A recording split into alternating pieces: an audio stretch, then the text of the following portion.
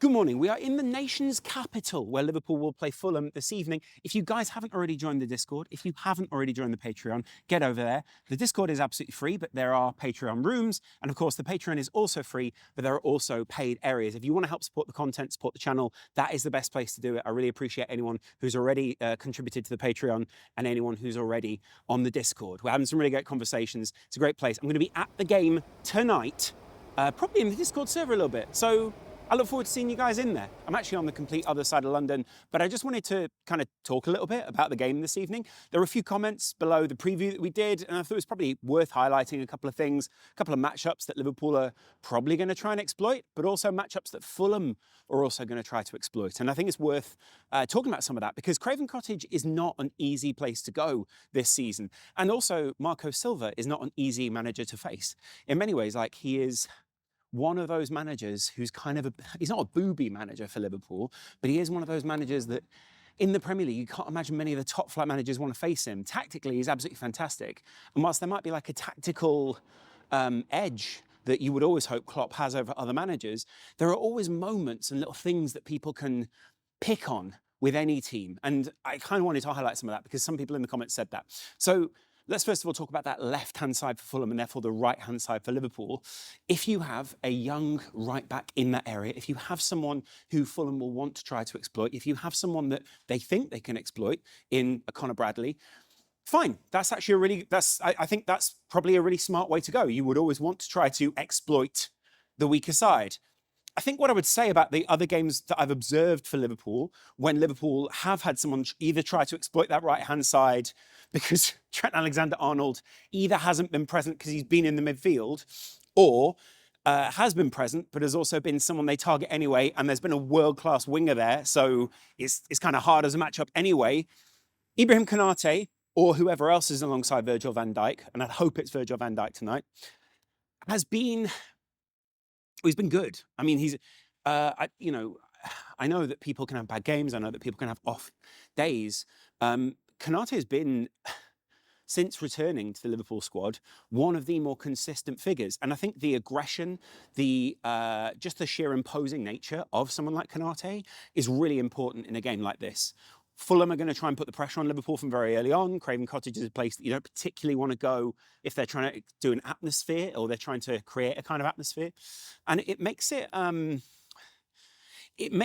me feel a lot more comfortable that if Liverpool are going to be disrupted by Craven Cottage, or at least they're going to try and attempt to disrupt Liverpool, then they will also be disrupted. To an extent, I think people underestimate Jurgen Klopp's skill as a manager in disrupting other people's plans. You know, gegenpressing was always something that's about disrupting the opposition's plan. He's always been a disruptive manager. He's always been someone who's very good at undermining, destroying, and exploiting the opposition's weaknesses. And let's not forget here, Fulham have to come on the front foot. They have to get goals against Liverpool. Now, where have we heard that before? Hey, Barcelona. But the point being, if you are going to play a Liverpool team, one of the last things that you want is to have to attack Liverpool, is to have to make a bit of space in behind for them, because this is a counter-attacking team. Now, I get it. We don't have Mo Salah. There are a number of teams that would, fall apart without Mo Salah, but they do have Jota, and they do have Nunes, and they do have Gakpo, and they do have Diaz. Players who on the counter-attack against Arsenal, on the counter-attack against a number of different sides more recently, even Bournemouth, we've seen just absolutely take people apart. And the even nicer thing is, when you saw a team like Bournemouth, the form team in the Premier League, against Liverpool, even when they sat deep, even when they were trying to make it difficult for Liverpool, even when it was 2-0, even when it was got to them 3-0, and they were trying their best not to concede any more goals, and to be fair to them, I think they actually created quite a lot against Liverpool as well. Liverpool was still finding gaps. They were still finding ways to get through.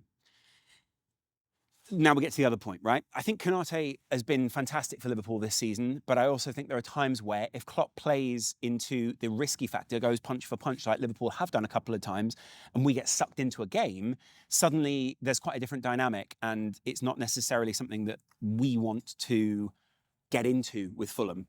They've got the kind of players who can hurt you on the break. They've got the kind of players who can hurt you tactically anyway.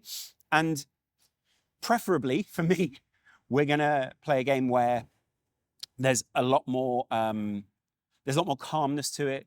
There's a lot more, we're sitting back, We're then hitting them on the counter-attack. We're putting a bit of pressure on them. We're frustrating Craven Cottage. We're making it an environment that doesn't feel particularly pleasant. And the Liverpool away fans obviously will play a big part in that. That over there is Liverpool Street. Just thought it was Liverpool Street.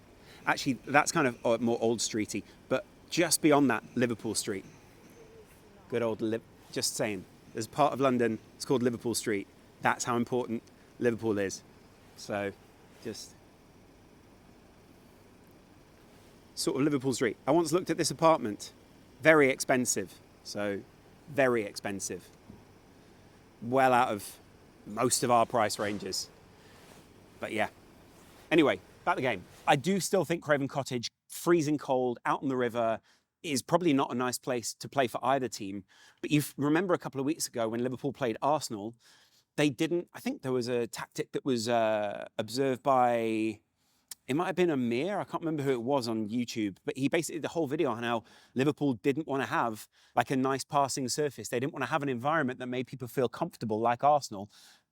And actually that played into Liverpool's hands. So thinking that Liverpool are the team who play better football just purely because they've won more games this season than the top of the Premier League, obviously there is a, if you're top of the league, then there is a better nature to that. But there is another way of measuring that, right?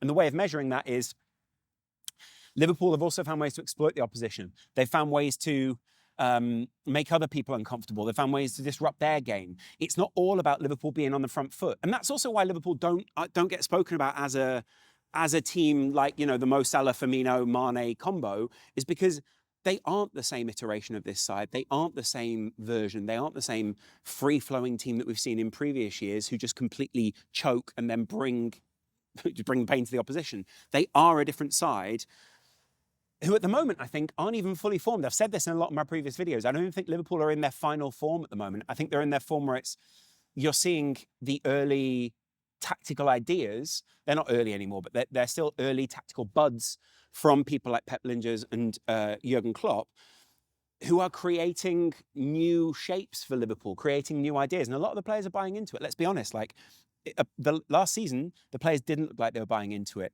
That makes it difficult. If from the very top down, you don't have the players happy with the system, comfortable in what they're playing, it makes it very difficult to make the rest of the team comfortable.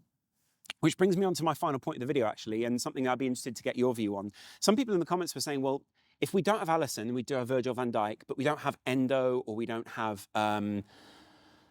Curtis Jones, or we don't have Salah, then we're going to have a problem this evening because we need some of our leaders. Well, first of all, I think some of those people are going to be on the bench. I'm not saying that if the game's going badly, you bring on Alisson, but you get my point. You will still take Alisson as a backup goalkeeper. You will still... there are still options, and I do think Virgil van Dijk will be on the field. I also think Konate will be on the field this evening, even though Quansah was on the bench for the last game. I think it's because Liverpool want to get to the final, and I think this is a huge thing. We saw Chelsea absolutely rampant last night against Middlesbrough, and they sort of came back strong, basically because Poch and that team had their ego kind of dragged a little bit. I think Liverpool and Klopp, they've been through so much at this point. Jurgen Klopp has been through every different scenario for Liverpool. There's not really a scenario that he hasn't been through. He's lost in finals. He's lost at other points of different competitions. He's lost in much bigger competitions. He's not always won the EFL Cup every year. At the same time, he also has experience of winning the EFL Cup. They did the Cup double just a couple of years ago, and that was counted as disappointing for Liverpool. But I think one thing that Klopp will want to do in this game is remind Liverpool fans and remind Liverpool that it isn't just about that starting 11. It isn't just about this spine. And in a rebuild, and I think one thing that's been really healthy about moving on Jordan Henderson, moving on Fabinho, and essentially rebuilding into a new shape, is that it's reminded people A, spaces are up for grabs. B, we are a much more malleable team now. We heard Pep Lingers talking about that in the press conference for this game, talking about the adaptability, talking about being able to play in a number of different positions, which also makes it, by the way, hard to preview games. But the point is, the malleability and the changeability of this team is something that Liverpool have been aiming for some time. They had a lockdown starting 11. Sorry, they had a lockdown starting 11. I don't mean the one from lockdown. I mean a very solid starting 11, which only ever started together once, by the way, in that Champions League final. But the point with that is everyone felt like they only had one person in that position, and it was very difficult to take them out of that. Now, if Connor Bradley plays well, I'm not saying he's going to replace Trent in the team, but he's making a very good case for the next iteration of Liverpool. He's making a very good case for Liverpool moving forward and not just having just one person in that position. Maybe Liverpool have always known that. Maybe Liverpool have seen the potential in players like Connor Bradley and a couple of the other young guys who possibly will get on the pitch tonight. There's some key combinations that I think Liverpool do need to play. I think the Konate-Van Dijk combination is definitely one. I think there's also a need up front to at least have the combinations of Gakpo and Núñez, or Jota and Núñez, or one of those as a combination. Núñez seems to be fairly key to what a lot of Liverpool are doing, what Liverpool are doing at the moment. And I'll be interested to see whether Klopp starts him or whether he uses him as kind of an impact player and sees him as someone who can help Liverpool exploit the weaknesses of Fulham. If, say, Fulham are going to come into the game, if, say, we do get sucked into something, it's good to have those players who are able to come on, change things, change the shape, change the pitch tilt, as some people are saying right now. I do like that as a phrase. I'm not undermining it. But anyway, what I'm saying is Craven Cottage is a difficult place to go. Marco Silva will go a lot more all out this evening because it is a second leg. This is essentially like a Champions League tie to a manager of something like Fulham. And that's not me being condescending or patronising. I'm just saying, like, this is something which is it's a big game for Fulham, and to win something with Fulham as Marco Silva will be a big thing for him and probably a big thing for all the Fulham players as well. Fulham is a really difficult place to go, really not a pleasant ground because it's so old school, because it's so claustrophobic, because it is a very traditional place, and a lot of the fans are also very traditional fans. Spoken to a few Fulham fans, they seem pretty confident about what they're going to try and achieve. I'd imagine they have to be, really. They don't really have anything to lose.